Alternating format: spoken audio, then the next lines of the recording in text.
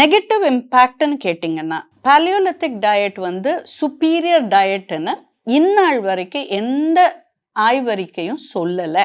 Okay, that's to be underline. நம்ம ஒரு விஷயத்தை அட்வொகேட் பண்ணணும், ப்ரிஸ்கிரைப் பண்ணணும்னா நமக்கு ஒரு எவிடன்ஸ் இருக்கணும்.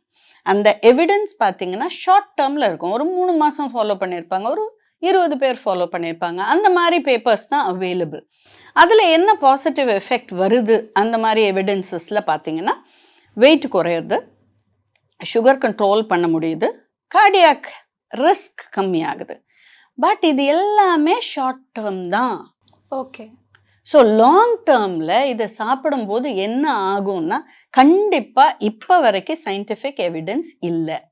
ரேண்டமைஸ் கண்ட்ரோல் ட்ரையல்னு சொல்லுவோம். That's the superior scientific evidence. அந்த மாதிரியெல்லாம் இது வரைக்கும் இந்த பர்டிகுலர் டயட்டில் ஆய்வறிக்கை கொண்டு வரலை.